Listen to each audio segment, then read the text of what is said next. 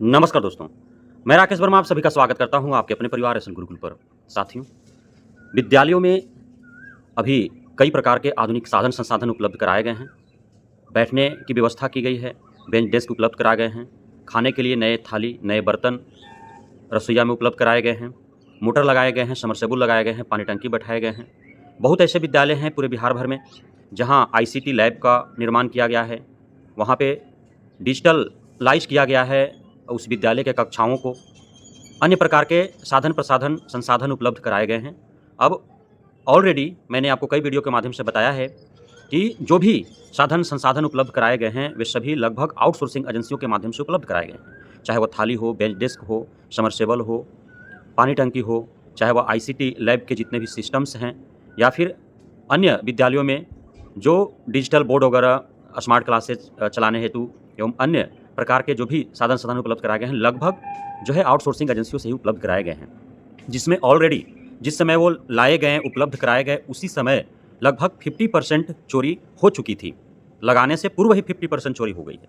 वो एजेंसी और उस जिला के एवं अन्य आला अधिकारी मिल कर के और जो भी साधन साधन उपलब्ध कराए गए विद्यालयों में, उसका 50% वो ऑलरेडी चोरी कर चुके हैं। अब जो शेष बचा खुचा है, वो मांस खा लिए हैं, हड्डी जो बचा है, तो उसकी सुरक्षा हेतु एससीएस के पाठक के द्वारा एक पत्र जारी किया गया है और उस पत्र में रात्रि प्रहरी का जो है वो सभी विद्यालयों में जहाँ-जहाँ पे साधन संसाधन उपलब्ध कराए गए हैं, जहाँ पे आईसीटी लैब्स हैं, अन्य प्रकार के जो आधुनिक संसाधन हैं, कंप्यूटर हो, लैपटॉप हो, डिजिटल बोर्ड हो, तो उनकी सुरक्षा हेतु जो है रात्रि प्रहरी की बहाली और भर्ती करनी है। तो रात्रि प्रहरी की जो बहाली और भर्ती करनी है, यह भी आउटसोर्सिंग एजेंसियों के माध्यम से ही करना है। आप सभी को मैं बता दूं कि पूरे बिहार भर में लगभग 5900 से भी अत्यधिक जो है वो माध्यमिक, उच्च माध्यमिक विद्यालय हैं। जैसा शिक्षा विभाग का दावा है, सभी माध्यमिक, उच्च माध्यमिक विद्यालयों में रात्रि प्रहरी हैं। प्रारंभ में विद्यालय प्रबंधन के द्वारा रात्रि प्रहरी की जो है बहाली हुई थी, भर्ती हुई थी और विद्यालय प्रबंधन के मद से ही उन्हें प्रत्येक माह 5,000 रुपये वेतन दिए जाते रहे हैं। उसके बाद जहाँ-जहाँ आउटसोर्सिंग एजेंसियों के माध्यम से आईसीटी लैब का निर्माण हुआ, चाहे वो मध्य विद्यालय हो या फिर माध्यमिक विद्यालय हो, तो वहाँ पे जो है आउटसोर्सिंग एजेंसियों के माध्यम से ही रात्रि प्रहरी जो है वहाँ पे रखे गए। इसलिए कि दोनों एक ही कंपनी का होंगे तो चोरी होने का कम चांसेज होगा। और आउटसोर्सिंग एजेंसियों को यह सख्त निर्देश है कि यदि कुछ भी चोरी होता है, तो वह आउटसोर्सिंग एजेंसियों के पेमेंट जो शिक्षा विभाग करेगी, उससे वो काट लिया जाएगा या फिर वो आउटसोर्सिंग एजेंसियों को उस पेमेंट से ही भरपाई करना होगा। अब आउटसोर्सिंग एजेंसी जो है वह अपने जो उनका रात्रि प्रहरी जो उन्हीं के द्वारा बहाल किया हुआ है, अब वो कैसे मैनेज करते हैं, शिक्षा विभाग इसका ज़िक्र नहीं किया है। जबकि शिक्षा विभाग को नैतिकता और मानवता के आधार पर यह उस पत्र में ही आउटसोर्सिंग एजेंसी को भी यह निर्देशित कर देना चाहिए था कि वह अपने मैन पावर से के वेतन से कटौती करके उसका जो है भरपाई नहीं करेगा, बल्कि वह खुद कहाँ से करेगा वो समझेगा।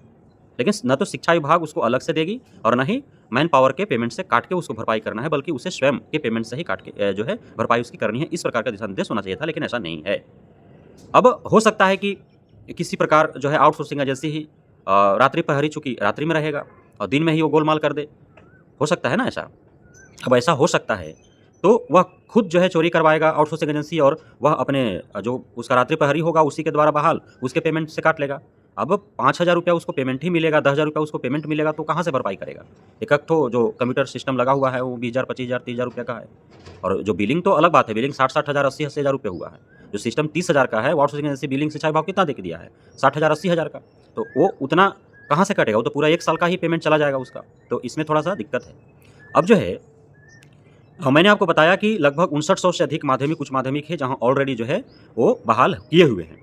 उसमें जो विद्यालय प्रबंधन के द्वारा जो रात्रि प्रहरी बहाल किए गए हैं, उन्हें भी आउटसोर्सिंग एजेंसी के अधीन जो है लाने का निर्देश प्राप्त है।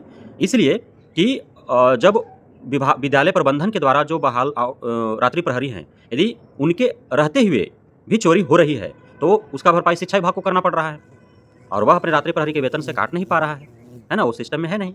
तो अब उसे आउटसोर्सिंग एजेंसी के अधीन ला देगा, ताकि उसका भी कंट्रोल आउटसोर्सिंग के अधीन हो जाए और आउटसोर्सिंग एजेंसी जो है चोरी हुए सामग्रियों का भरपाई कैसे करेगा, वो आउटसोर्सिंग एजेंसी समझेगा।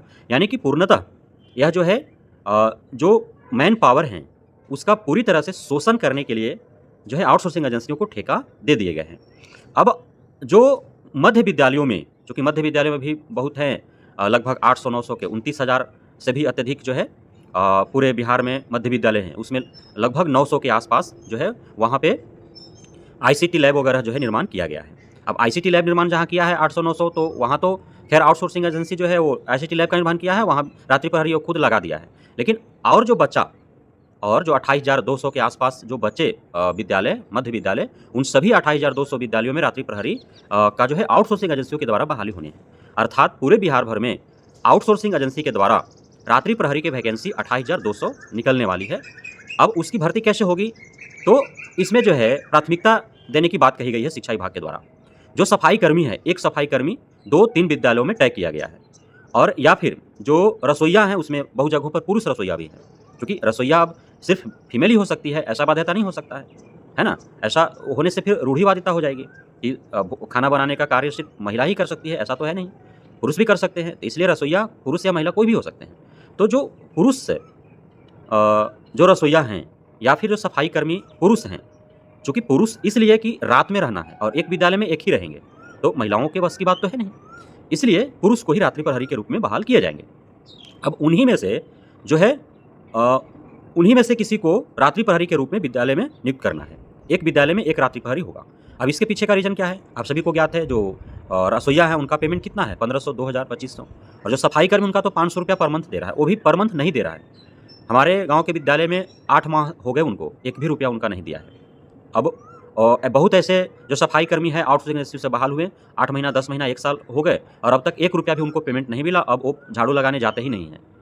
अब हेडमास्टर भी कुछ नहीं बोल सकते हैं, इसलिए कि हेडमास्टर बोलेंगे तो सफाई कर्मी सीधे उन पे चढ़ाई कर देगा कि आप पेमेंट दीजिए, 8 महीना से बाकी है तो कल से हम झाड़ू लगा देंगे। हेडमास्टर भी नहीं कुछ बोल सकते, कोई दबाव नहीं डाल सकता है ना? उनका 8 महीना, 10 महीना का पेमेंट नहीं मिला है।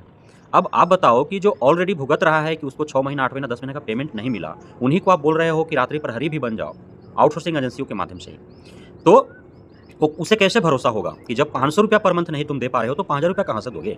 अब 5,000 रुपया जो देगा पेमेंट, उसमें भी जीएसटी वगैरह अन्य जो है कई प्रकार के चार्जेज हैं, वो जो है काट लेने हैं, उसमें सभी उसी में समाहित होगा। तो अब बताओ कि आउटसोर्सिंग एजेंसियों के माध्यम से जो सैलरी मिल रहा है सफाई कर्मी को या फिर जो रात्रि प्रहरी होंगे, अब उस पे सर्विस टैक्स लग रहा है।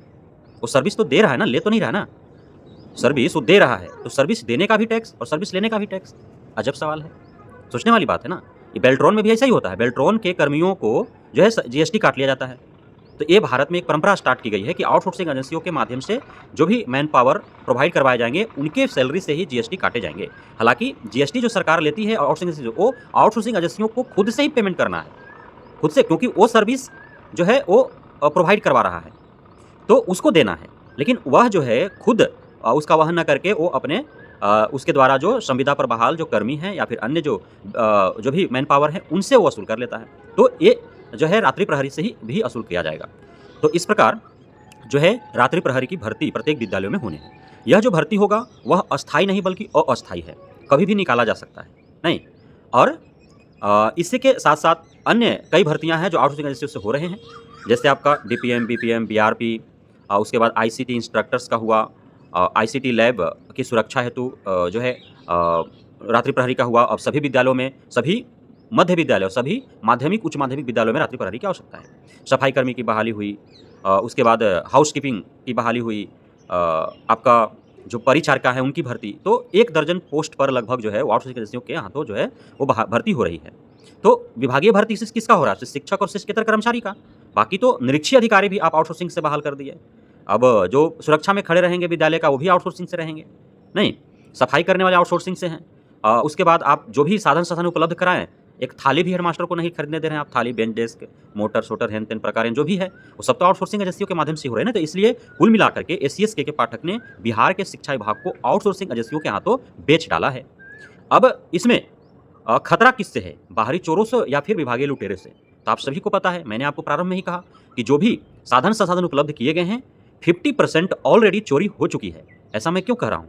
क्योंकि 40 रुपये का थाली 120 रुपये में, 1500 2000 का बेंच डेस्क 5000 में, समरसेबल पानी टंकी लगाने में जहाँ 80,000 खर्च हो रहे हैं 2,20,000 निकाले जा रहे हैं, 2-2.5 लाख निकाले जा रहे हैं। प्री फैब का निर्माण जहाँ 1.25 लाख में हो रहा है वहाँ 3 लाख, 3.5 लाख निकाल लिए जा रहे हैं। मरम्मती का कार्य जहाँ 50,000 में हो रहा है वहाँ 1.5 लाख निकाले जा रहे हैं नहीं।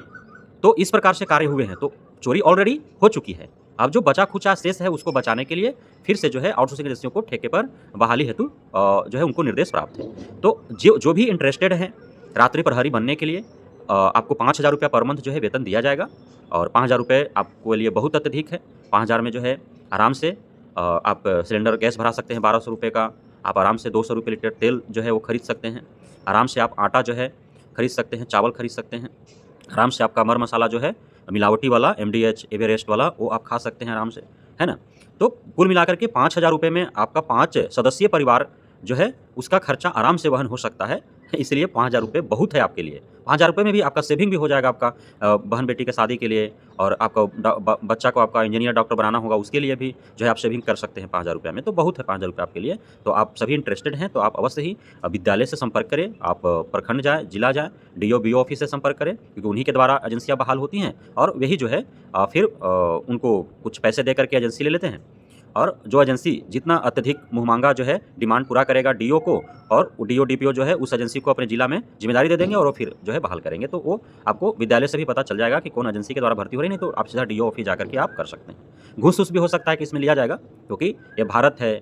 यहाँ पे 1,000 का भी जो है आपको लेने हैं लाभ, 1,000 रुपया भी लाभ लेने हैं तो उसमें भी आपको 100-200 देने पड़ते हैं। तो 5,000 रुपया पर मंथ आपको लेने हैं ना, तो हो सकता है कि 10-20 हज़ार रुपया आपको बहाली के समय घूस भी लिया जाए। तो ऐसा संभावना है क्योंकि बिना घूस के जो है यहाँ 500 रुपये पर मंथ जिनको प्राप्त होने हैं सफाई कर्मी को वो भी बहाल नहीं हो पाते हैं बिहार में। क्योंकि आउटसोर्सिंग एजेंसी जो है वो पैसा दे करके ना वो ठेका लिया है कि हम ही करेंगे, पैसा लीजिए आप मुँहमांगा 2 लाख, 5 लाख, 10 लाख रुपया दे करके वो लिया है ना कि हम ही करेंगे, है ना? तो ये सिस्टम है। तो अब इसी सिस्टम में आपको रहना है। आप जाएँ और जो है रात्रि सुरक्षा हेतु आप प्रहरी बन जाएँ। बहुत-बहुत धन्यवाद आप सभी साथियों का हमारे साथ जुड़े रहने के लिए, बढ़ने के लिए, इतना प्यार देने के लिए, हमें भरोसा बनाए रखने के लिए। जय हिंद।